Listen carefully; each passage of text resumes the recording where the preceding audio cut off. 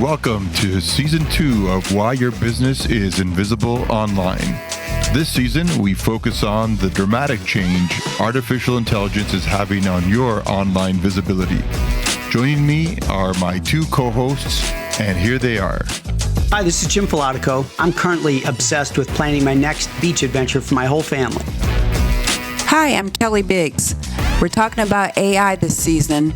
I'm wondering, can I get an AI agent to clean my house?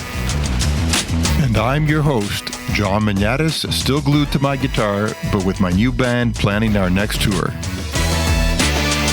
Okay, everyone, we're back again, another new episode, and fortunately, we're still going to keep talking about content being king because it really is that important. Today, we touched on this before, but today we really want to dive a little deeper into this idea. The content that really converts is going to be more important than ever because of this concept of zero clicks. We touched on that phrase, zero clicks.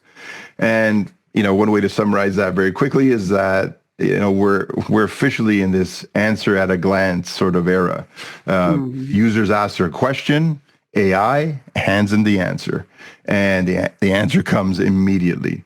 And therefore, the prospect or the potential client never ends up on your website, which at first glance sounds terrible, but it's also a pretty huge opportunity for companies and brands that really know how to package their authority, or that domain authority we keep talking about. If you can package that authority up front, you can make a huge impact. Now, there's lots more we can do, and there's lots more we'll talk about on that front. But let's spend some time now just talking about how we can craft high intent content that wins trust, drives action. Even if the click never comes, how do we still make an impact in this zero click sort of world?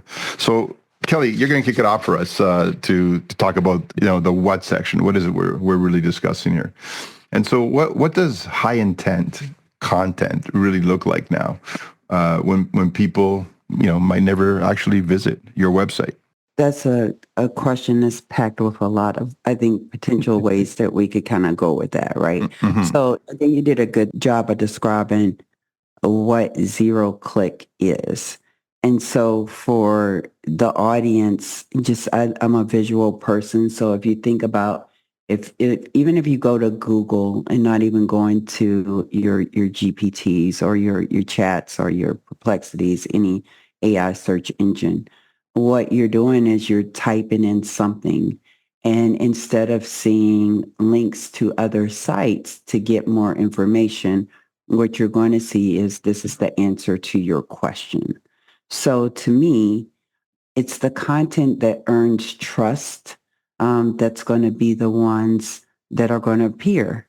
One of my clients, for instance, runs a printing and merchandising business. I've talked about that. And additionally, initially, when I was talking to him, he just wanted on his website, all I want on my website is to list products, right? Like these are the products that I buy and sell. And so what was interesting about that was that that's just not going to show up it's not going to show up in AI because there's thousands of people who sell that, right? It's a commoditized type of a business. And so what things could you do is what I think every business owner should be asking themselves. And in this instance, what's interesting is there's some powerful statistics. Like, so for instance, and I don't know them, but I think we talked about it before, like if putting magnets on your car, it raises visibility by a certain percentage. When you buy a pen, for instance, if you're doing branding, the number of times people see that pen, there's a number attached to that. There's a number attached to a lip balm. I don't know if you've ever seen that, but some that they have those, and the number of uses you get out of that. I know the other day for my vending machine, I was somebody gave me in some trade show or something that I was in a box cutter. Now I use it all the time. And so every time I go in, like I see that company's name on it. And so now if you think about if a person was typing in, what type of promo should I put in my trade show bag, right? And you have the right answer to that question with statistics, Mhm. then that's how you're going to get to the zero click, Right, right? right, right. That position. Because now you're doing, that's what the information game looks and feels like. It's not just, here are the products. I think the people who have a huge opportunity here are people who actually think they're referral-based businesses. And so because their website is probably packed of people that they expect to know them already, but if they take just a little bit more time with them and think about, okay, how could I position this differently? I think they could put themselves in a position to win and get that conversion. Because if you keep in mind, it's zero click. So it's just going to be a snippet of the information. So if you put something in there that is clickable, that's going to get them to their site. But now you just make sure, okay, this is what this person is looking for. Give them even more information and it'll be ready for them. Yeah, it's really sounding like you have to be way more specific, maybe not verbose, but specific about what makes you different, what makes you stand out, and be and almost anticipate what they need in advance. I think that's more important because you have to move to what you're knowing your user and what your user is looking for and solving that for them. Yeah. That, and by then they're going to get to the value that you've created. Right. You just reminded me of a recent story, actually. My personal injury lawyer, who they're amazing, but super smart too. And so my last conversation with both of them, they were lamenting how, when we first started out, because I've been with them a number of years, they were loving the fact how they were never on page one. We got them to page one. They were thrilled. Then they started seeing themselves in the map pack and at the top, right? And they were going, wow, look at this. This is really working. And then, unfortunately, the conversation I had with him this time was, John, what's going on? Like, we're doing all this work, but, it's still good. But, there's all this stuff crowded at the top now. And he goes, yeah, we're still on page one. Okay, we're happy with that. But it's page one. We're at the bottom of page one, though, because no one likes to scroll. Yeah. They hate the scrolling, and it was the first time I heard that from a client. He actually, I'm sure they're all thinking it, but he was really verbal about it. He said, what can we do about it? And it's what we're going to talk about today, obviously. But he was not happy about all the sponsored above him and everything else. So anyway, we do have some solutions for you, Jim. How are your clients adjusting to zero click answers from ChatGPT, Perplexity, etc.? Obviously, this isn't just a traditional Google issue. It's also because of the AI tools that are giving you a direct answer right away and showing up there is critical. Yeah, I mean, you're right. It's even if they go to Google and you're getting the SGE, or if they go directly to Chat or Perplexity, or pick your favorite flavor. What we're doing now is we're trying to optimize more for the actual answers, and we talk about this, right? It's not just a search anymore. It's answering the question, solving a problem. So the initial search now, I think people are getting more, and we've talked about this too. They're getting more verbose. They're putting more information in the search, and so you have that opportunity. You need to try to show up at that zero click so you can answer that issue, solve that problem. But if not, you want to make sure that you're at least on the first page, so that way, if someone's going to click, they're going to click on you. Yeah. And so that's, like I said, that's optimizing for the answers, not just trying to rank for a particular keyword. That's kind of old school now. The other thing is you want to kind of interject your brand everywhere you can in the answers, because that's unique, right? I mean, that's going to pull you up and flash your brand in front of that search.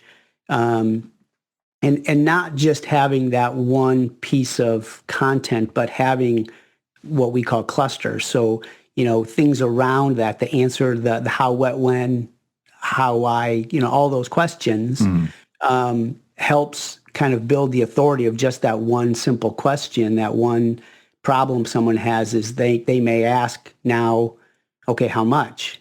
Or whatever, right?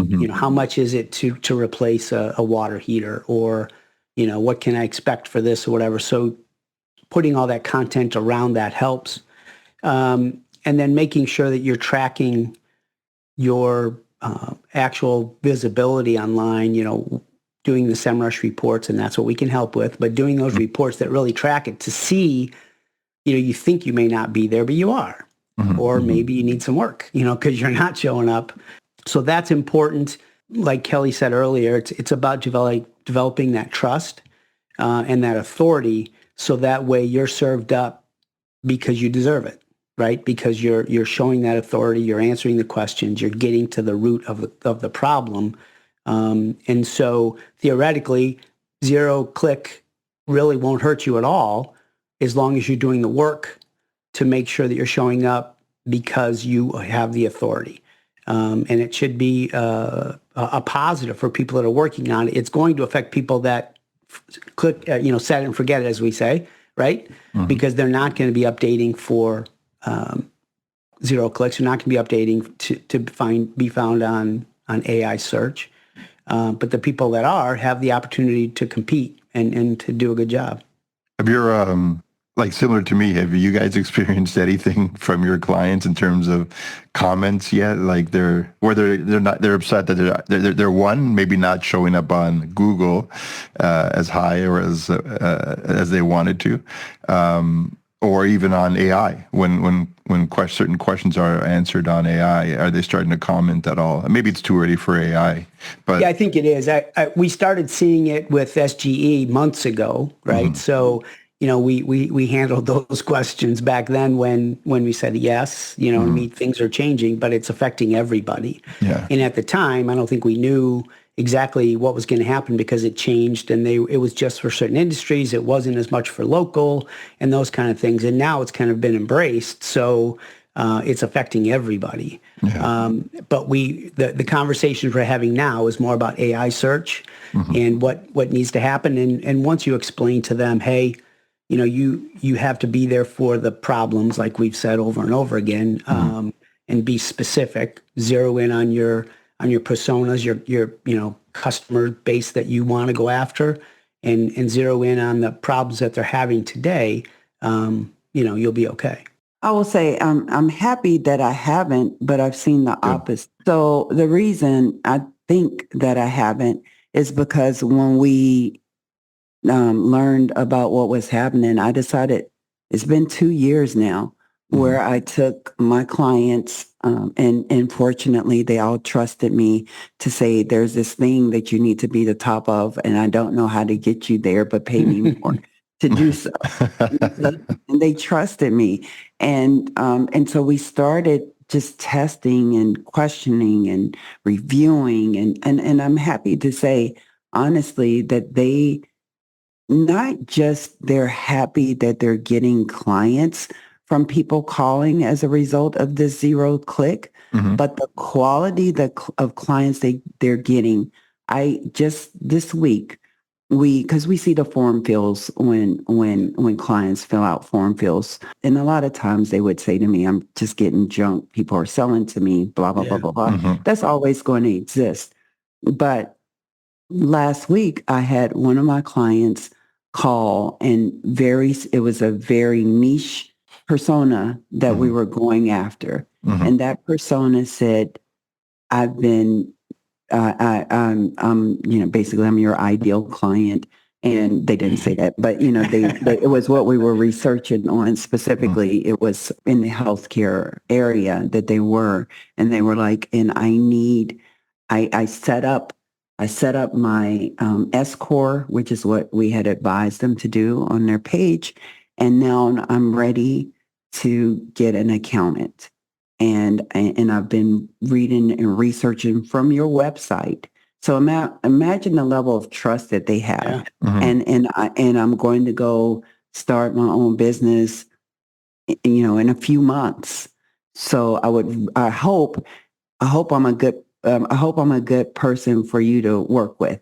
Real, literally, like, I hope I'm a good, like, so I was just like that's that type of a referral. They've given trust before they even had the first conversation. Yeah. So at that point, like, it doesn't matter where you are on that page, but if you've connected that far with the client, like, that customer is probably worth $4,000 or $5,000 to that client, over time. And so, doing that, and it was a lot of work to get to that point, but having done it in advance, and I would say now is in advance for most people. Yeah, exactly. Yeah, it's great to hear that everybody has stories around meaningful leads, way more meaningful leads now that you're getting more specific with your content. Higher intent content leads to much more important, meaningful leads. So that's great. Let's shift to, okay, this is what we're dealing with, and so what? Here are some of the so what questions. So Jim, if the search engine gives away the answer, where does the client's website now fit into the customer journey? Yeah, it's kind of interesting. Before you wanted to be the first click, and now that click doesn't exist, right? It's just on the page. It's on the search page. So now you want to be the next step, basically, right? So how do you do that? I like that. The next step. I like that a lot. Yeah. And ultimately, you have to have the authority. You have to have kind of the trust and the proof. So you have to build that trust with the content you have. Ways to do that: you can have case studies. You can do product comparisons. You can make sure that the trust signals are there, whether it's reviews or testimonials, certain guarantees or promotions, obviously. All those things help build the trust, so that way when they do, when the next click is to you, they don't bounce, right? They stick around, they do their research, like Kelly was just talking about. Something on that page made them say, whatever they're saying makes sense to me. You know what I mean? I trust it, so I'm going to move forward. And so that's what I think is the big thing, is making sure, we talk about authority all the time, but building that trust. The authority really helps with being served up by, whether it's AI search or Google. Right. But now the trust has to be there, so that way people don't leave. By doing that, by personalizing it, it makes you feel like that's where those testimonials come in. You put yourself in the shoes of that same person that read about a great tax season because they did well, or whatever. You know what I mean? That helps. So you need to make sure that you build that trust so they stick on the website. And including that brand, like I said before, including that brand in a lot of these answers helps build that trust and that connection between, these guys have authority, I trust them. Oh, and here's the brand name, right? Yeah. It all comes together. So I think that's really important to build that trust. Excellent. Kelly, just switching gears a little bit to B2B services. How do you differentiate content in a B2B situation, especially when it's a commoditized service that the B2B company is serving up? Yeah. So one, I don't necessarily think that you have to reinvent your offer. You just need to be really specific about who it's for. So for example, if you're a managed IT provider, right, and your homepage says, we support small businesses, you're probably not going to be served up, because small businesses is way too broad. Yeah. Nobody calls himself small business. No, exactly. And so I would say if you change that though, to say we help multi-location healthcare practices reduce downtime, and stay compliant. Mm-hmm. Well, now I know not only do you serve us, but the fact that you said you're reducing my downtime and you're helping me stay compliant, I'm more inclined to think that you know how to solve my problem. And I'll also say, I know we're in this so what. So what's the risk of not doing this? Generic messaging is not going to attract anybody. No. You've checked the box. You put your website up. If somebody that knows you comes to verify that you exist, you've checked that box. But it's going to disqualify you from AI-powered zero-click search if your positioning is not specific enough. The algorithm just is not, like, you're not getting that information gain that Seamus talked about. Contrary to popular belief, people are researching. They're researching every single thing before they make any decision anymore. Yep. And so you might have a successful referral-based business, and that's great. But I think the time to think that nobody's searching for your service online is probably over. They are. Mm-hmm. Excellent. Yeah. So this phrase "information gain" that Seamus sort of coined comes up often in this conversation. Jim, would you say this idea of information gain is still really the most reliable way to stand out in artificial intelligence responses by Perplexity, ChatGPT, et cetera? Maybe it's worthwhile refreshing our audience's memory on the definition of information gain as sort of Seamus talked about. Yeah, thank you, Seamus. It was very helpful. But basically, it's you want to provide more information that's existing now, right? So the information gain is unique information that helps you solve a problem, that moves you down the path. And so that it's critical today. Because like Kelly was just saying, if you have a generic website that doesn't really shine for any particular reason, it's not going to be served up. So information gain, that's what it's all about. You have to be unique. You have to basically provide information that we talk about context. We've mentioned that a lot. That adds the context. It does comparisons. It even gives you the consequences if things don't happen the way you want it to happen. I mean, it's all those things that helps you understand and get the whole feel for exactly what you're searching for. And so that's critical to have that information. The other thing is you want to make sure that you stay on top of your trends of your industry.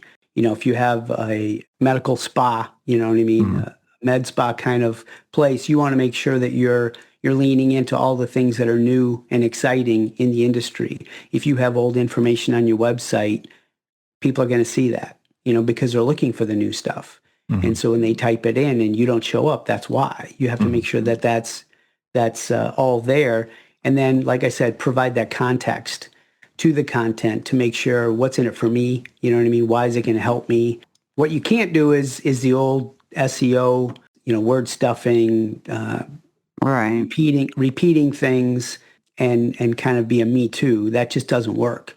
If you can provide new content and context around a problem that's being solved, you have a much better chance of being found on AI search. I'm working with a prospect right now I named to be held because I'm hoping to get him as a client, but he's a big home services firm, and their website looks like it was built by a home services website builder. It's you know, stock photos and it's stock content, and it's not being found, and it's obvious why it's not being found.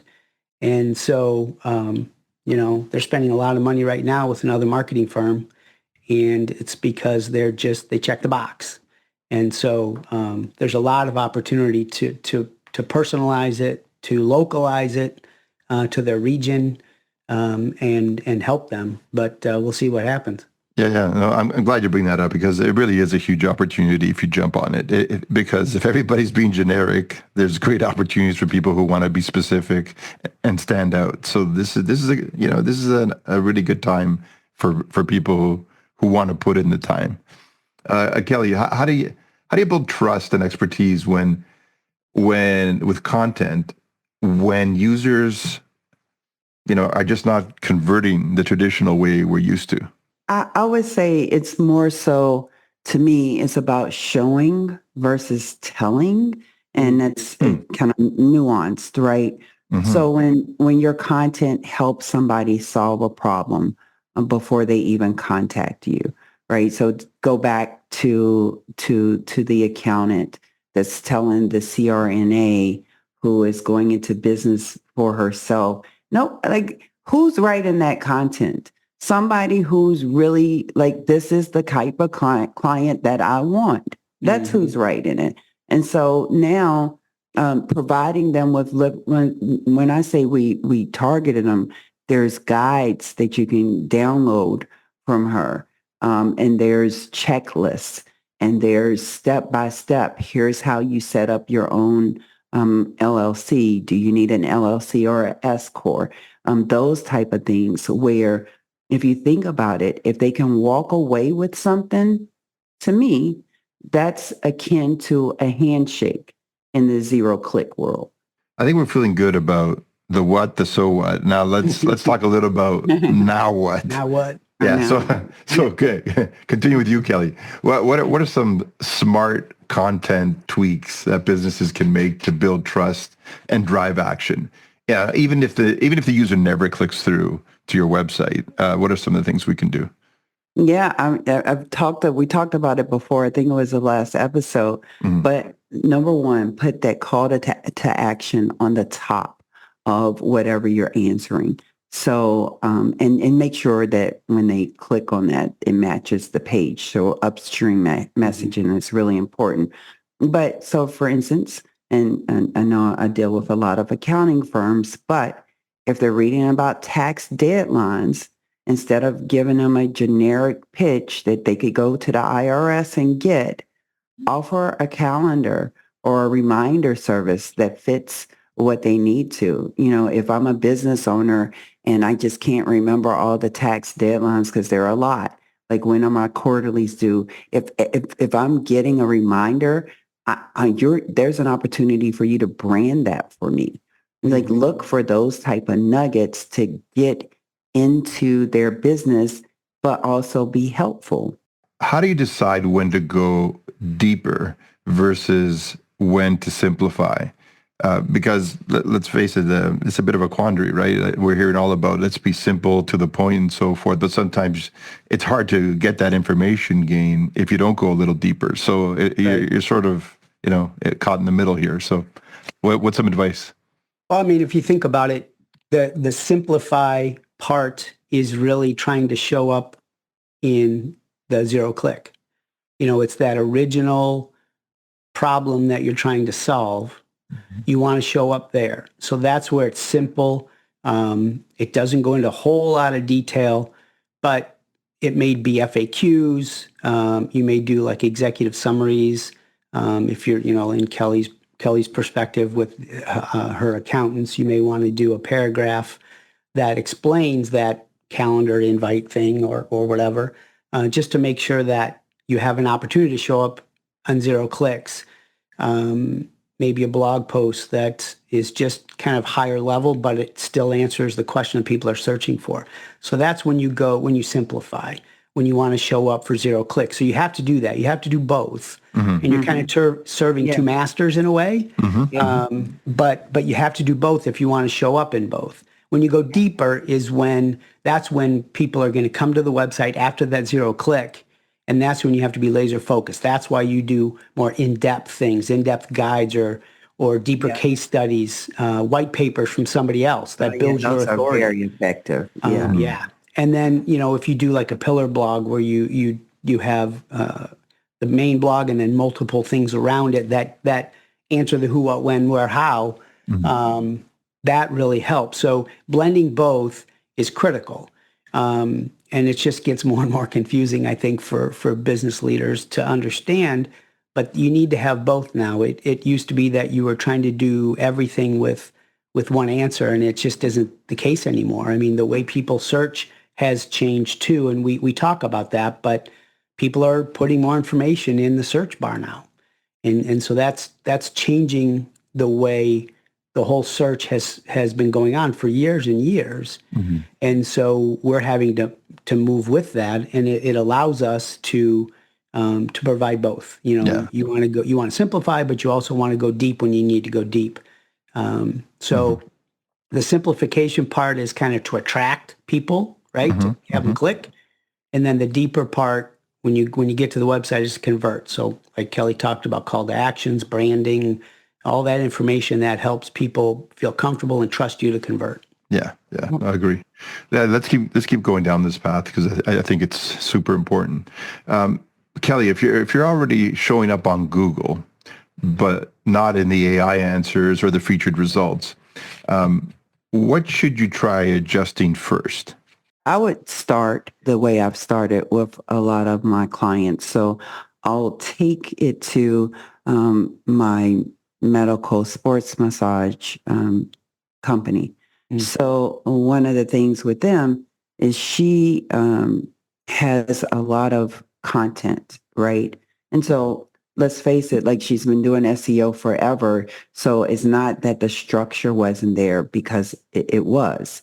But what we had to do was to figure out, like, what's missing, right?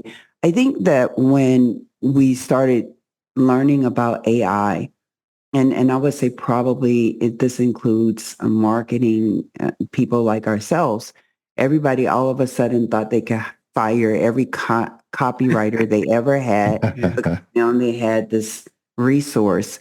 And what was happening, I think, as a result, was a lot of the same content is out there on every single person's. Yep. And so when you talk about this information edge, is lacking. Mm-hmm. So some of the things that we started to do with her specifically, because like I said, she's a wealth of knowledge. And a lot of times people would come there because she understands, and her entire staff understands how to, whatever you're going through, assess it.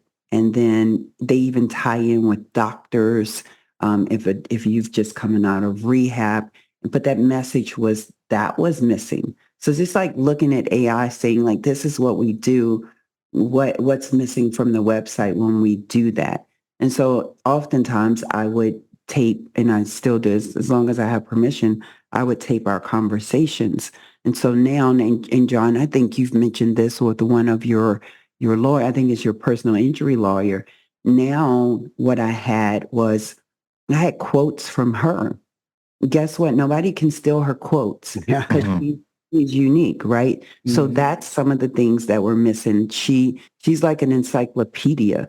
So getting those quotes directly from her, taking some of the reviews that are online and sprinkling that in. You know how you're scrolling down a blog or something that you're reading, and then they have like this little square, just a quote picture, right? Yeah. And then in that, if you label it correctly, customer, you know, there's so many gems you could do in your existing blogs. That's probably enough, but it is time consuming, because you're not taking AI, putting it into a tool, and necessarily coming out with the right answer. Many times it's taken me just as long as it did, but I am using it to aid me in getting content and telling me, like, tell me what's missing here. And then me figuring out for this client, how do I give them that edge so that they can stand out? Yeah, that's a huge point. So for all you content writers out there that are panicked that you're going to lose your jobs and so forth, not the case. In fact, your job just got harder in many ways. Yeah, because you have to be more. You know, the running theme for me, listening to both you guys answer all these questions, is we always knew the target persona was important, but it's so much more important now. And it's elevated to a completely different plane. It isn't just one thing you check off a list. It is the most important thing. All your content now has to tie back to meaningful answers for that target.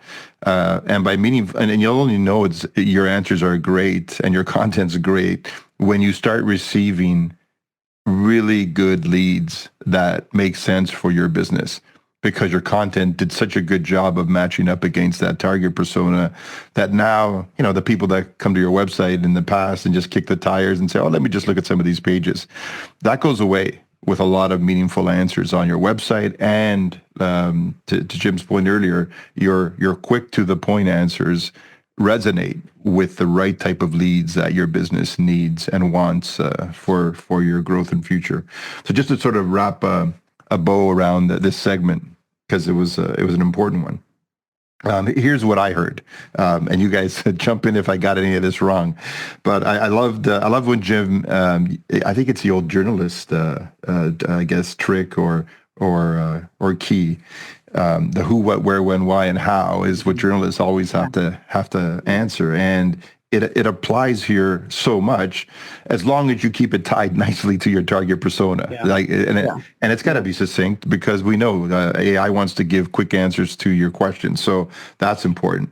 I've even seen examples where some gutsier clients are literally putting their pricing now on their website. Yeah, that's a tactic. Yeah. I didn't used to see much of that in the past, but now I see it a lot more often because they're getting that specific. They're saying, I know my target persona, and I know they want to hear this information. And some of them are even gutsy enough to put up a chart and compare themselves to their nearest, toughest competitors. And so that's making a difference too. So what I'm hearing, some common themes: brand. Here's an opportunity to get your brand name out there and differentiate yourself. We talked enough about the importance of context, being meaningful, being specific. Love the point you made, Kelly, about don't bury that call to action at the bottom of the page anymore. Yeah. Lead with it. Put it right at the top. Huge point. And I just want to throw this in for a bit of a laugh, but we use acronyms all the time. Yeah. So things like SGE for our audience, Search Generative Experience, is what you see thrown about a lot. I guess being a Canadian, LLCs and S corps it's probably a U.S. term. Yeah. Okay. So I was scratching my head there, going, it's got to be a U.S. thing. Showing my Canadianism here. But it's basically how you set up a business. But yeah. But AI, it's not only happening. This zero-click thing, this issue with the importance of content, isn't only happening with AI. It's still there for traditional SEO. So the two are one's forcing the other one to evolve, and it's happening at a rapid 100%. Pace. Yeah. So those were the things. I think that's a pretty good point to stop. We used information gain as the prevailing sort of idea here. I hope you got that message, and we'll take a pause and come back to you soon. Okay, we're back. We're back for another episode on how AI is impacting your lives, and really excited about this one. This one is going to dive a little deeper into the pragmatic side of AI and what are we really doing with it. You're not really alone if AI still feels like a trend right now that you'll get to later. But the truth is, it's already being used by businesses just like yours to save time, to improve the client experience, and to close the gaps that your competitors are already jumping through. So some people have jumped in 2 feet first and are getting ahead on this front, and others are a little bit more trepidation. They're taking their time. They're doing some of the easier, lighter things on the AI front. So today, we're not really talking about AI someday. This whole season, I would say, is all about AI. Yeah, right. Yeah, right now. Yeah, AI AI right now. yesterday. Yeah, yesterday and Right. right now. So Today and tomorrow. I think we've done a good job of talking about the impact on getting found. Now it's about like actual practical, use cases. What are people really doing out there, and having a chat around that for you, and letting you know where some of the opportunities truly lie. So that's what today is all about. So everybody's talking about AI. No one's really showing you what to do with it. When did you first see AI shift from this future thing into something you could actually use, on a day-to-day basis, with your just general lives even? For me, like everybody kept talking about Chat GPT dropped. You should really try it and see what happened. And that was in November of 23, right? Mhm. Yep. And so I would say I started dating it a little bit. But for me, it wasn't until we went to our annual national conference for WSI. And in the team there, and this is one of the things that I love about being a franchisor of WSI, is they're really always leading edge. They were selling websites right when the internet was launched. They were talking about social media right when it became a thing. And to that end, they really started talking about AI. And at that point, it was really about AI in marketing. And so what marketing agencies were doing for AI. And when they kind of showed some of the things, the use cases to me, like here's what we're using it for, here's what others are using it for. And I think at that point, it's almost like if I don't figure this out, I could lose my entire book of business. And so I'd better figure it out. And so it's a little scary. But then also, like, I viewed it as kind of a big opportunity, but in a sense, and I think we came back and told you, John, like you got to figure, like this is the next big thing. Mhm. But that's for me, that was the day. Yeah, I would agree. I think we both, because we were both at the convention, we went to the different breakouts that included all AI, and we had some really cool speakers. And it was interesting because just earlier in the year, we had changed our tagline to "Embrace Digital, Stay Human," and so this like was perfect for that. But yeah, I felt the same way, and it was scary. It was scary for me for sure because it's like, oh, a whole new thing to learn, and what's it going to do to us, and all those kind of things. And you when something new comes out, of course you're going to freak out a little bit, and people are going to say it's going to be okay, but how do they know? Right? So it was kind of scary, but at the same time, it was something that we knew that could be helpful, and that we knew we could kind of, if we jumped in feet first and leaned into it, it would be a positive. And we've gone through all the training, and we've done all those things, and now we have certifications in AI. So it's definitely helped our agencies and helped our businesses, and now we feel a lot more comfortable, and we feel like we're able to really help our clients out because of what WSI did, jumping in feet first. So it's been cool. Yeah, from my perspective, and you'll laugh at some of these examples, but I jumped in like right away. But it wasn't with anything serious. As soon as I saw that there was a tool like this, my curiosity was piqued right away. So at the time, I remember it's about a year or so ago, and I was with my band, and we were about to play our first gig in a while for all of us, and we needed a band name basically, and so just to have some fun, I threw in the songs on our playlist that we were going to play that night. And then I told AI to just look at all the band names, look at all their songs, look at all their lyrics as a guide, as a reference, and then take the mix of all that and come up with a cool name for our band. Unfortunately, it can probably do a better job today, but back then, ChatGPT was sort of in its infancy. and it sucked. The names were terrible. And I asked for like almost, I think it was almost 200 names. Not one, not one made the list. They were so formal. It just didn't have any creativity. Now, I know it's gotten a little better on that front, but I don't think it's still there yet. I think we're stuck, coming up with band names even this year for this year's charity event for ourselves. But guys, I was using it for a lot of things. Like I needed to create an exercise routine for myself. I had an illness for a while, and I wanted to come out of it, but I didn't want to go nuts with some crazier exercises. I just wanted to do the right ones, and it came up with some great ideas. Even gave me some diagrams on how to execute the different exercises. And I was also doing hikes with a friend of mine. And after the hike, the best part was sort of grabbing breakfast. So wherever we would go, I would ask ChatGPT, tell me all the best breakfast places in the area.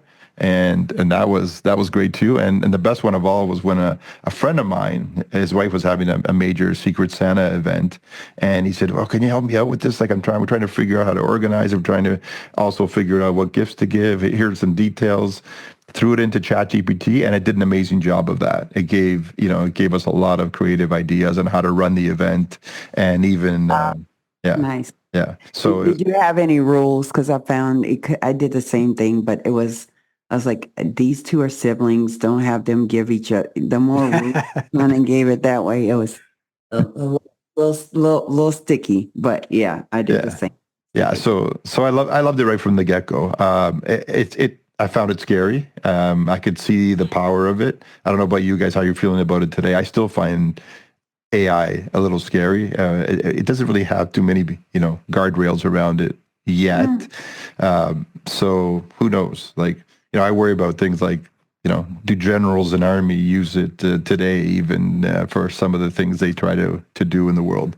But that's not what this program is about. So we'll stay away from that. Talk about a wormhole. Yeah, exactly. Yeah, we'll escape that rabbit hole. One of the other things I wanted to ask you, a lot of people who have embraced AI, I think it really is about, at least from the outset, how to fix the things that slow you down in life, like things that can be done faster, and the little mini productivity wins you can have. So for me, like for example, I use it today to brainstorm, and I think a lot of people do. It really it becomes a partner in your brainstorming exercises. I don't know if you guys have any like creative ideas where you've used AI to help you with, small little productivity wins, like organizing your email. Maybe I know some people use it for that too.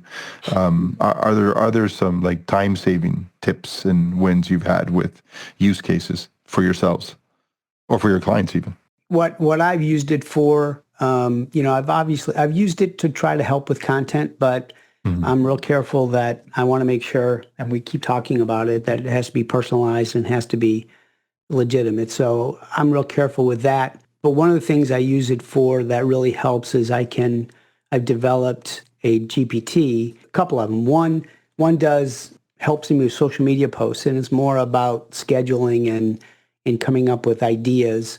And I've learned, from when we first started that, the more specific, obviously, the more information you put into it, the better you're going to get back out of it. But as far as developing a month-long social media calendar and concepts or ideas around particular industries or seasons or whatever really helps. And then from there, you can, kind of go into it and add your personalized information. I use it for, if you think about some of the things that you don't realize are AI, it's just Grammarly. It's spell check and things like that people, they're like, wait a second, but it is. It is. Absolutely. It's definitely AI. And so that helps writing emails and helps you get the content that you want and make sure that you are putting the right kind of spin on it or the right kind of information into it. So that helps there. That definitely helps with clients, and it helps with our own businesses to do that. That's a couple that I've done. Yeah, that's some good ones. Yeah, for me, I would say, and I'm sure other business owners will probably appreciate this. So when I meet business owners all the time, And one of the things that that they struggle with, especially as most of them, number one is lead generation or how do I grow. But I'm also, I didn't start my own business to do sales. A lot of them, right, think that. And so some of the use cases, and Jim, I just wanted for context, you talked about GPTs. So let's pull that back just a little bit. What a GPT is when we talk about AI, if what you're doing every time you're going into whatever, let's just say default is Chat GPT, right? And I like this one for this particular reason. But if every time you're saying, I need to write a blog about this, or I need to do whatever it is, the need that you need to do, if you're doing it repeatedly, you can actually program it. It's really simple using conversational language saying, I need to do this and I want you to write it this way. It needs to be this number of words. It needs to be, you're basically training it to spit something out, your whatever the LLM model is that you want spit out. But it's used for something that you're doing repetitively. And that's just a really good use case for that. So I just wanted to go back and say that that's what that is. So, but other people have also created some for you, depending on what it is that you're trying to do. And so getting back to the sales situation, a lot of times clients that you're talking to are very open to you saying, I'm going to record the meeting if that's okay with you. Yeah. Inside of Zoom, you can record it and you can turn on the option to do transcripts if you want to within there, or you can do another one. My favorite is Phantom. I like it. I turn it on. The reason I like it is that it spits me back notes that are pretty concise over to the clients almost immediately, and a lot of them have it too. But what I use it for several things. So I've created a GPT for myself to summarize any meeting, like who was in attendance, give me a synopsis of what happened in this meeting, what was it about, tell me who had action items and who's responsible, and the due date. Copy paste, send that to a client, and we're all good. And so that's been a great use case. A second use case, same conversation. I will use that to just understand. I might use it to understand my client's voice. Like this is how they talk. So that if I'm writing a blog for them, I might just say to the chat, like when I'm talking to Jim, characterize Jim's personality. How does Jim answer questions? That kind of thing. So that when I'm writing for Jim, if Jim is pretty much, like I have an accountant who is very much the economist in his firm, like he speaks very professionally. He would not use jargon. He is not like down home kind of that way. And it will tell me things that I might not have thought through. And the third one, back to the sales, is I will coach myself. Even though I pride myself in being a good salesperson, what happens is I find a lot of times when I'm talking to clients, we're just in the moment and I'm not thinking about upselling or whatever.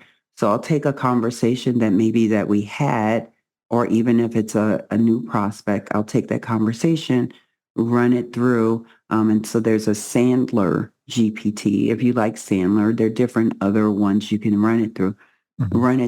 And it will say, oh, if this is the way you missed this opportunity, you could have gone here, you could have done that. I do that same thing for gap selling. What opportunities did I have to sell that maybe I missed out on? And so I'm just thinking, if you're a CRO even, and you're trying to coach people, but you just don't have the bandwidth, and you want to show your sales managers what you should be looking for, take one of their calls to a client for coaching and run it through and show them here are the opportunities that you missed, and let them learn, right? That's the best way to do it, because you're like, oh yeah, I didn't even think about that. I mean, even me, 20 some plus years into selling, they always come up with with something I could have done differently. That's way more effective than waking up in the middle of the night saying, "Oh shoot, Yeah. I should have said this or whatever." Yeah. Yeah, on that sales front, I mean, I don't have Kelly's background in sales and limited knowledge on that front. So I do use Chat GPT to help me with headlines, for example, on landing pages when you're trying to express a benefit or what's the whole point of this landing page? What is it driving at? So headlines in general at the top, right by the hero image, or even for lead magnets. How am I going to promote this lead magnet? If you're a natural at sales, that phrase comes immediately. For me, I need to see 10 of them, and ChatGPT spits out as many as you want, and there's always a golden one in that list. So I still use it for that. Okay, so let's say you're not technical. So what? Here's where AI can help you right now. So if I'm a CMO or a chief marketing officer, or I run my own business and I don't have a development team, and I'm not trying to automate the entire company, but I am trying to stop the chaos. So where does someone actually start? So I think that the first point that you made inside of this, John, is important. Like, you do not want to start with automating your whole company. Yeah, that'd be nice. Because what you got to do is figure out your points. And I know, and not to be self-promoting, but also to be self-promoting. WSI has, Jim mentioned that we're AI certified, right? Mm-hmm. And so part of that certification is just really helping businesses like that to understand, what do I need to do, right? And it is a process. Surprise, surprise. Everything is like, even what you're trying to do is probably some broken processes. Mm-hmm. And so what happens with us is we take you through this AI framework in which we can assess quickly, and we'll load this on the website. We can give you an AI assessment, like, where are you right now? We can kind of, like, is it with your whole process? Is it with the people that need to be upskilled? Like, where do we need to be? Do you even have an AI policy? Number one, if you are using AI, if you think your employees are using AI, and you don't have an AI policy, Mm-hmm. that's a clear number one thing that you really do have to do.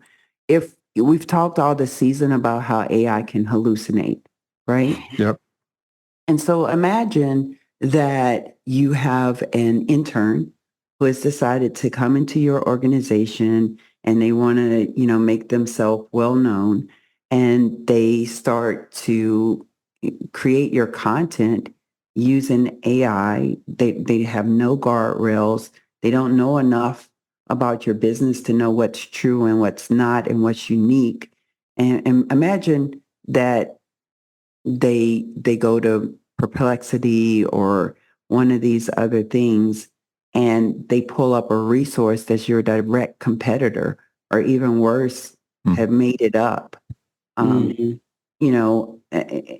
Is that, you haven't told them it's not okay, and you haven't even checked to see if that's what they're doing.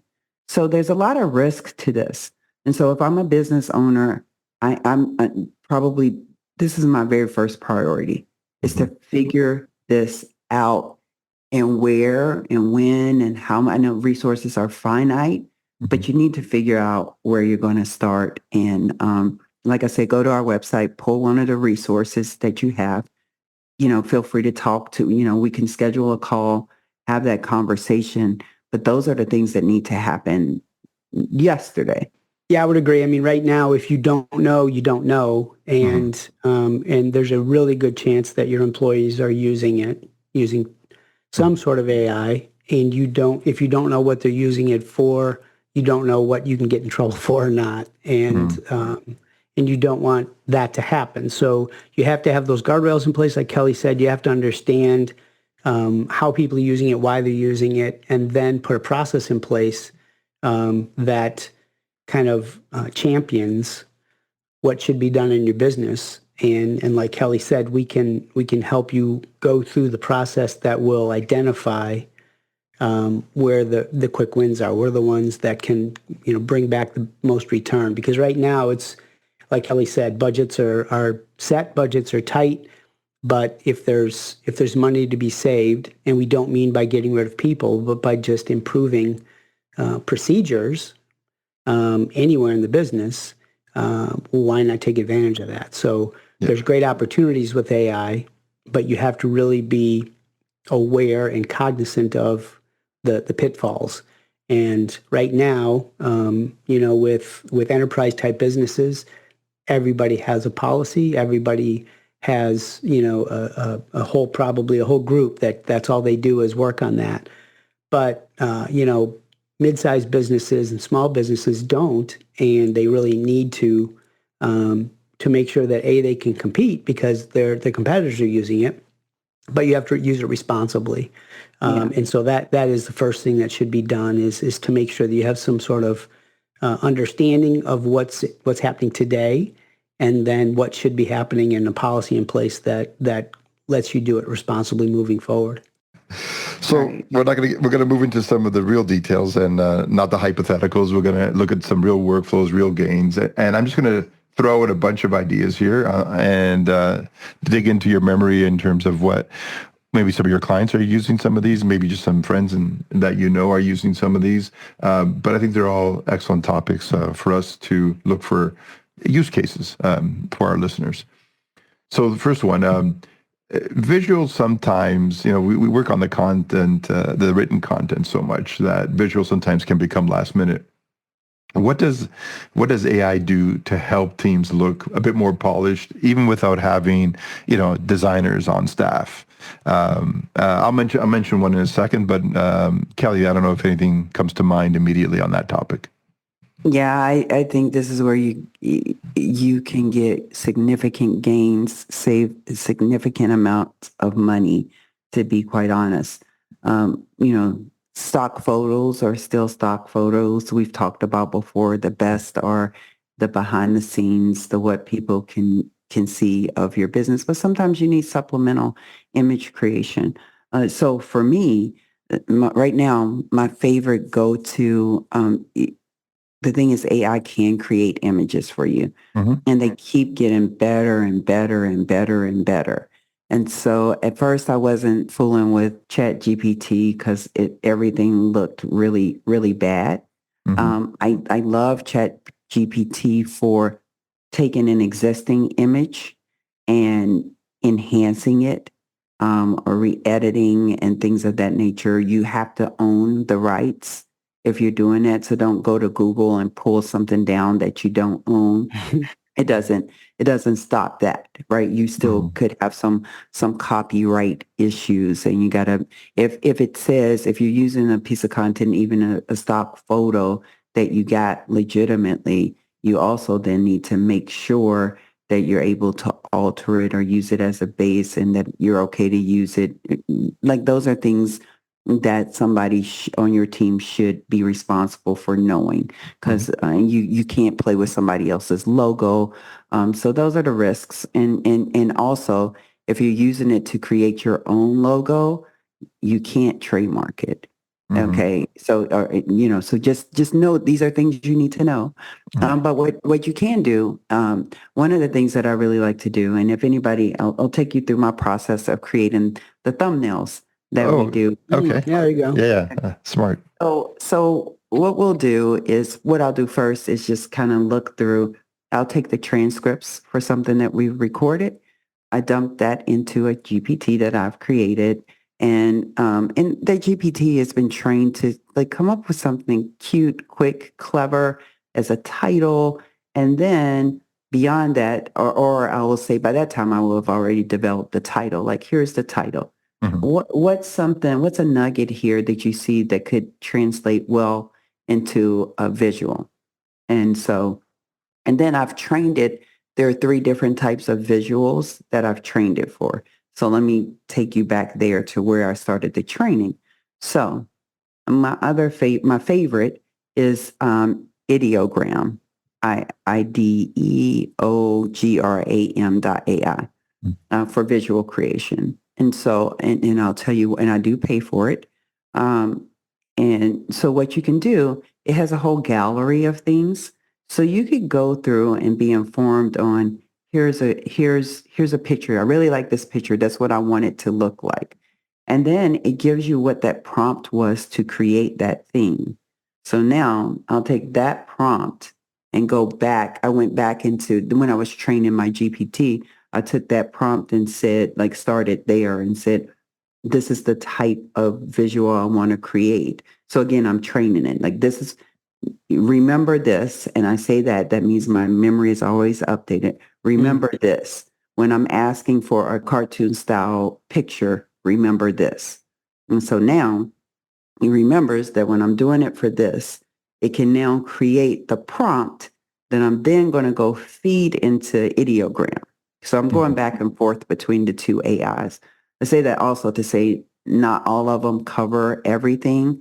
So I've never picked one AI to do all the things that I needed to do. That's right. I'm still, no matter how smart they are, right? I'm using, some are good at certain things, some are good at others, just like businesses. And so anyway, I use that. It will create, the reason I like ideogram a lot is because it will, from that one prompt, give me 4 different views of which I can pick from. Yes, nice to get options. Yeah, exactly. Because a lot of them will charge you, or you got to get charged a credit for it.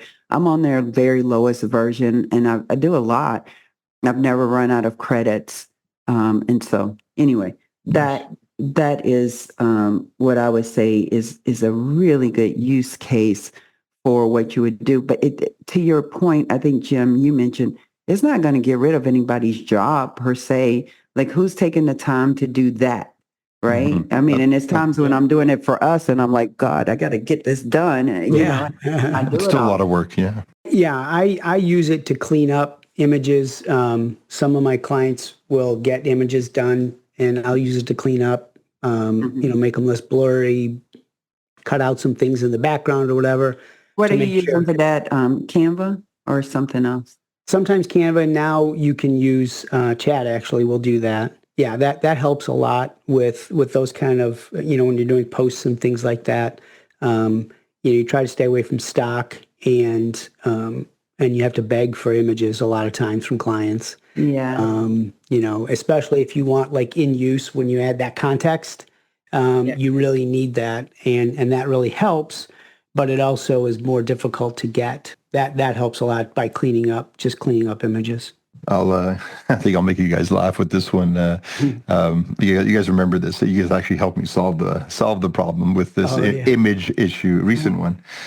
One of my I don't know what I was thinking, but I was putting together a blog post for an HVAC company, and it was all about spring maintenance, just tips. It was a checklist basically for people that are, jumping into their HVAC duties in the springtime. And it was a great blog, but I guess I rushed it, and I don't know what I was thinking at the time, but I found this really nice picture of an outdoor, perfectly installed air conditioning unit. And I grabbed it right away and I put it right at the top. Got to the point where I actually posted it on all the social media platforms, on the website. So it's all done. I'm thinking it's done. And then one day I was looking at it and saying, oh, geez, what's wrong with this picture? So the picture had the air conditioner surrounded by dry leaves, which of course is autumn, not spring. And I go, oh, geez, how do I fix this? John, had you alt tagged it? Spring HVAC in the spring, clean it. I think the SEO team did that, yeah. But unfortunately, visually, even without the alt tags, it was bad. So Kelly saw that and had an idea and said, well, you can just fix that. And using, I think it was ChatGPT that did the initial work. And with a few commands, it basically took the photo, removed the leaves, left the air conditioner in pristine condition right outside the house. And all I had to do is come up with another command that said, okay, throw in a few tulips, a few forsythias, a few, springtime flowers in a nice garden around the air conditioner. And it did look like an AI photo. Clearly, it wasn't a stock photo. But regardless, it was gorgeous. And so easy, find, replace, and we're in good shape now. So it was a good save situation for any potential screw ups. The other thing I use AI often for is whenever you're building a website and you need those little icons that are visually representative of a section you want to highlight.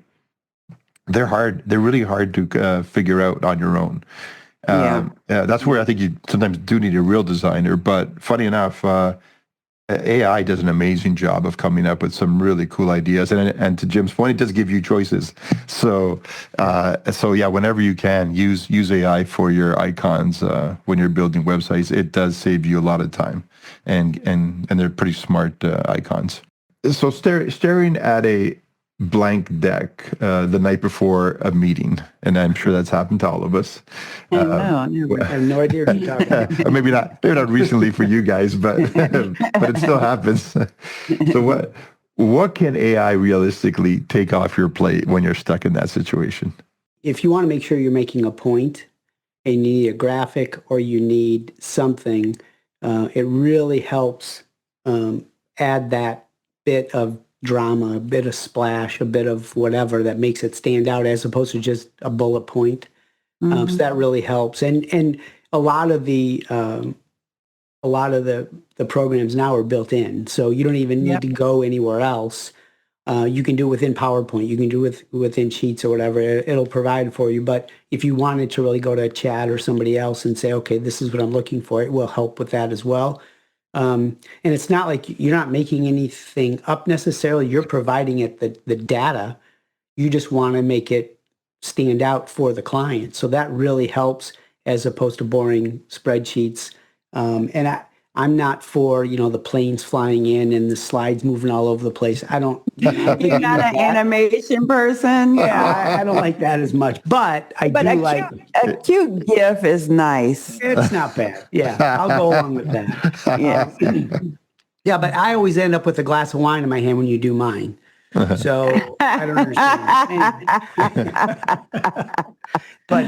But I do like, people are visual learners. And so being able to come up with something that's great, really helps. One, I try to repurpose anything. So for me, it's very rare that I need a presentation that I'm doing net new content. Sure. And if I am, I'm probably not waiting the day before to be honest. I'm just not. But I'll repurpose something, and I'll just say, okay, here's a document. You got to load it up, I think, like in a PDF format. But you can say, like, here's a presentation. Here's my new audience. Here's my like. I just give it a loads of context, and then I ask it to tell me, what changes I could make. And again, with my personality, I like to play games when I'm doing presentations. I like to be super memorable. I love a mnemonic. And so all of those things, right? And to be quite honest, that has been super effective in my presentations. Whenever I have a mnemonic or I say there's 5 steps or whatever, I'm repurposing content that way, especially if I'm speaking, if I'm presenting to a client, I might have 1 or 2 new things that I'm adding, but somewhere along the way they have it. But it does a really good job of just taking that content and say, change this, change that. Yep. And so rather than me pouring hours into it, I've just I would probably save myself a few hours. Maybe something that would have taken me 3 hours is now 15 to 30 minutes. Yeah. Yeah, I mean, I've used it a lot, like because of its reasoning powers now, and even with deep research now. If I'm really literally staring at a blank screen, I give it the context, I give it the background information, saying this is what I'm facing.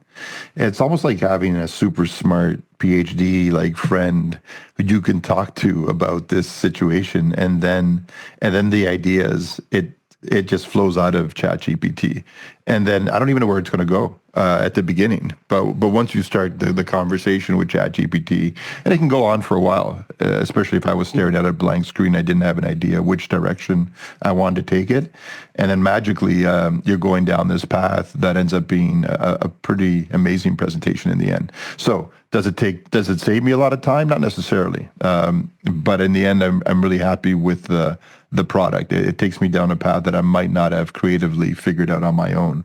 So I've done that a number of times, and it's worked out nicely. It's just nice having a really smart entity that you can, once you're in a place you like, you can start branching out with ChatGPT, and it gives you some really interesting ideas. Because let's face it, it has the whole internet at its disposal, and it throws stuff at you that makes you think at that point. So amazing tool for situations where you're, blank deck night before a meeting. I highly recommend it.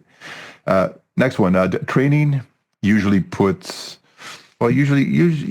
pushed to when we have time.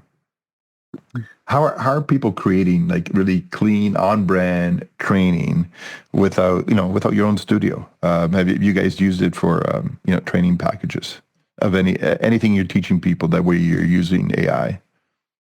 Yeah, I think again a breakthrough here is, and I'm just giving you there. I'm sure there are other ones out there. I can only speak to the ones I've used, right? Mm-hmm. And so for training videos. This is where I think AI could actually replace people, save you tons of money. Using, if I had to train a group, if I knew that I needed to do a training video for people, I would probably not hire a writer to do this for me at this point. I would. I'm saying this really carefully. Because a lot of people will say you can put anything that you want to out in the AI universe, and that it's protected because it's like a needle in a haystack and it's not looking for that. I still would not go the route of putting my trade secrets out there. That's right. I wouldn't. However, I do like tools like a Synthesia, right? Where your information, they're not going out they're not training other people on your information. So you got to figure out a way to, and that's where I say you probably want to talk to a specialist to help you to make sure all the things are guardrailed. You might hire somebody to get your script together. If you have standard operating procedures, perhaps a notebook LLM. Remember when we met Maya and Miles? That's right. Those it keeps everything confined. Nobody's learning on it. So you can take your documents and you say, here's my training video for this. Create a script for me for a training video. You take that video, you put it into Synthesia, which has the AI people, which, I mean, the way you can pick your person, you can pick your avatar, you got to pay for it, obviously.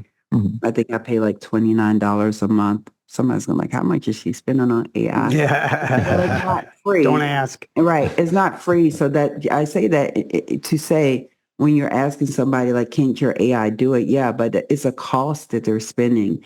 Like, and if they're not, then you don't want to use them. Like you need somebody who's paid for it. But I would look at doing videos exclusively without hiring a whole staff to do that for me anymore. And they're really good at it. Mnemonics, they could even come up with different FAQs to test. Once it becomes a living, breathing document, they can make sure that your employees understand what's going on and do that testing and those models. So, because I think when you're hiring for training, it could cost you $20,000, $30,000, $40,000. You could probably easily go through it. And another option is, even with you now, if it's just something quick and easy, you could just most people have already invested in Zoom. You could I do this all the time. Like I have some teammates that we just don't see each other. We're not in the same physical place. And so they might be working on something when I'm not available. So rather than just communicate strictly via text or email, which a lot can get lost, do a video Yeah. and just say, hey, this is what's going on. See here. I'll take them through a screenshot. That's always better. Send that over because a video is what I tried that. I don't know if any of you tried. I tried this with my clients, and like I was doing my here's my report. Here's how we're doing. Like the majority of them are like, just get on the call. I don't want to. Do that. Yeah. So, and understand your audience is what I'm saying. But Sure. I think training is a perfect place to use AI. Yeah, one of the things that we've done for our clients is a little bit different tack, but we'll take all of the reviews, we'll take the frequently asked questions that we get through a chat bot, we'll get the frequently asked questions that they get through customer service, and we'll put all that and then put all that into chat or whatever and say, okay, based on these questions, please develop an FAQ and a training program for customer service so they can understand what's coming up, what kind of questions they can expect. And that's really helped them become the expert. And then on top of that, you can also now add that to an AI-driven chatbot. So that way, if you have an AI-driven chatbot on your website, those frequently asked questions that you've kind of preloaded are there. And then obviously, because it's AI driven, it learns on that plus anything new. So that's really been helpful as far as, you're kind of training the company, training the customer service people, and also training the chatbot to kind of all speak off the same page too. Yeah. That's been helpful. Great tactic, especially we know how much AI loves the FAQs that are done properly. So, and we talked about target personas before, how important they are for your specific target if you want to get meaningful leads. We've all been in enough meetings that have tired us out, so meeting fatigue is real. How can AI help extract action items that, and keep people moving in meetings? Like how can AI help us with meetings in general? Have you guys used AI at all in any kind of meeting situation? I haven't yet. I don't know if you guys have any examples. Kelly mentioned that she'll send out her notes to the client. She'll look them over and see what you have to get done and stuff. And I have not sent them out to the clients, but I have used them for takeaways. What the client has said that I might have missed or whatever, and make sure that I bring it back up. I like the summaries that they put together. The other thing that I use it for, frankly, is we have a lot of meetings through WSI and a lot of opportunities to be trained and a lot of opportunities just to be on webinars and different things. And a lot of times you'll get that client phone call right in the middle of it. And you'll take the call and you're missing out on whatever's going on, but you can always go back to the summaries and check them out. WSI is great at that. When they do their meetings, they'll actually send out an email and they'll have clickable links that have the different sections of the meeting that, I may have missed from a phone call that I can click and watch. So I think it's very helpful. And I think it allows you to probably multitask more than you should. But at the same time, it allows you to not lose that knowledge or lose that information. So that any sort of meetings you have when they're on Zoom or whatever really are helpful to get those summaries and understand what needs to be done next.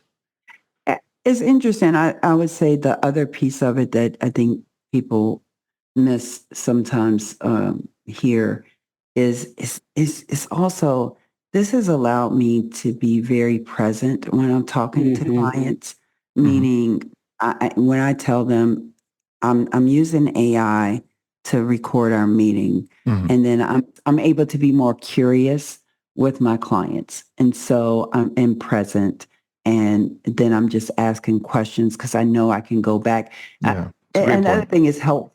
Yeah. Another thing is helpful is like I'll forget, like, you know, you don't always have time to go back to the meetings right then. And you're like, I know I was supposed to be doing something for this Yeah. client. And you can go back and you can say, hey, what were my action items? Even to your point, Jim, even if I don't share them, I can just make sure that I'm good with every single client because I have it recorded. And sometimes I'm going back 3-4 weeks later and listening in just to see, you know, what else did we say? Sure. Yeah. Yeah. So it's great. It's great for that. You guys know I love my Rocket Book, but my handwriting is horrible.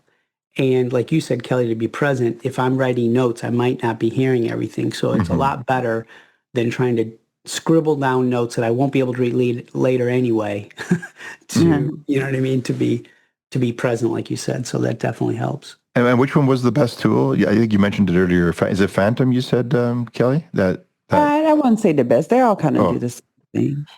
Yeah. So, but I use Phantom. Okay. I think the AI companion inside of Zoom is probably really good. That's pretty I like good. that one. I like that one a lot. Yeah.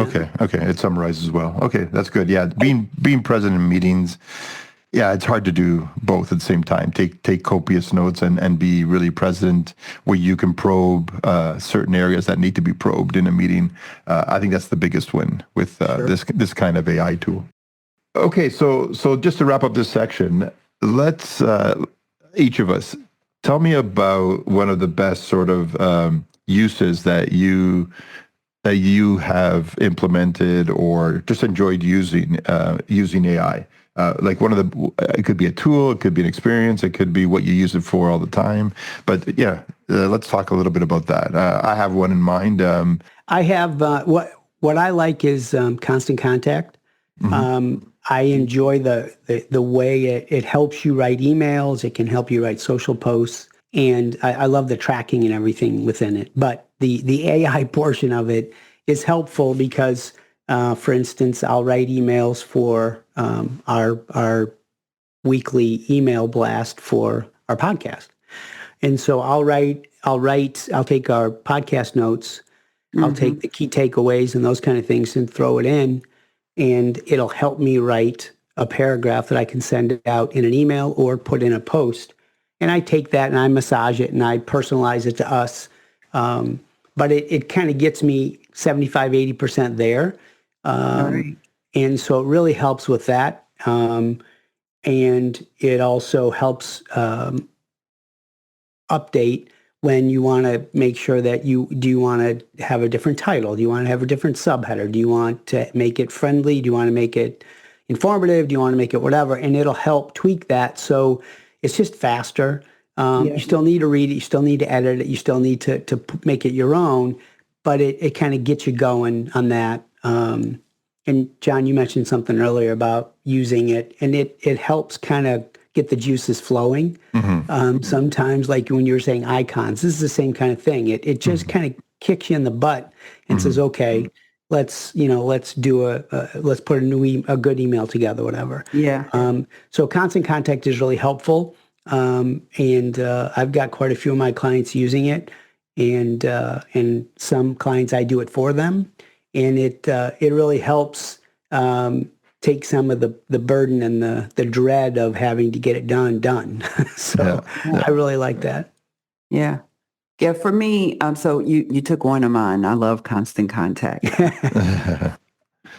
All the things that you said, the AI that they've used in it keeps me in the platform. I don't have to keep jumping back and forth. So those are great. My other favorite is going to have to be Canva.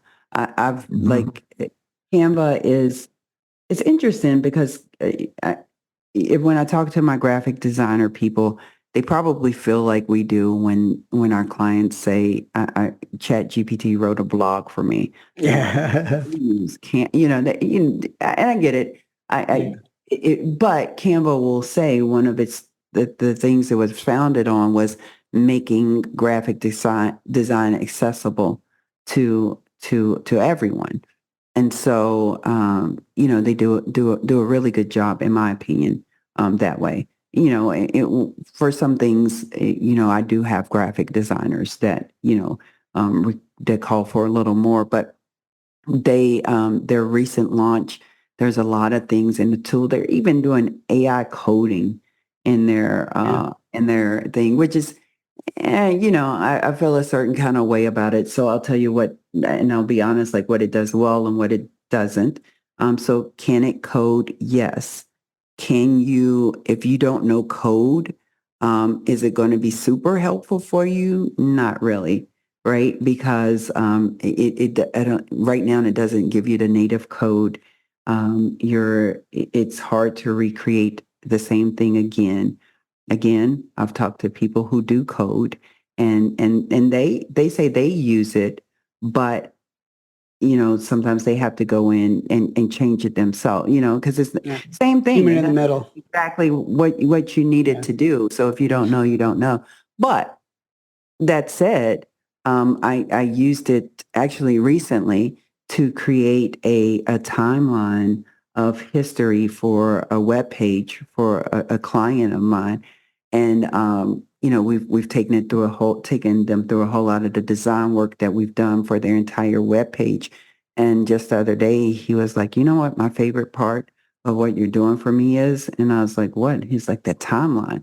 And so, I just appreciate that Canva stays ahead of the curve. And you know what they do? They really do a lot of this user content to inform. They're going to always be better because they're listening to their clients to make the AI better and to do what the things their clients are asking them to do. So, that's one of my favorite. And again, it's what we talk about. It should be making the tool smarter for you. And so they've definitely created some really nice shortcuts that both, I would say both digital marketers and those solopreneurs out there, God bless you. They just need something to help you. To me, both Constant Contact and Canva are great resources to those type of clients. Yeah. The big three, the ChatGPT, Perplexity, Claude as well, I use for different things. But common to all three of those, I constantly use them to optimize or give me the best of. And especially now that the reasoning has gotten so much stronger with all of them, I would say. And if I need resources in terms of references and so forth, Perplexity I tend to lean on. If I need to simplify writing, I tend to lean on Claude. It does a good job of taking a lot of content and really making it more succinct. But optimizing it, I use a lot. So, for example, I needed to do a bit of a best of competitor comparison around the hosting providers out there, the GoDaddies and the Bluehosts and so forth. Which one and why which one had the best conversion rates? Which one impacted conversion the best and at what price and so forth? So I would go down layers and it gave me multiple ideas that I could go back to the client with in terms of making that choice and giving them the explanation. But I'll use it for things like just even around the house. I had to create an optimal design on a shed of a roof once to deal with, certain things I had to put on the roof and space them accordingly. And just probing and using AI to come up with the design of how to do that was amazing. It does a great job of helping you with practical things every day. But I even, like when I'm doing a blog post, I ask it, if this is the post, what's the best photos I would use?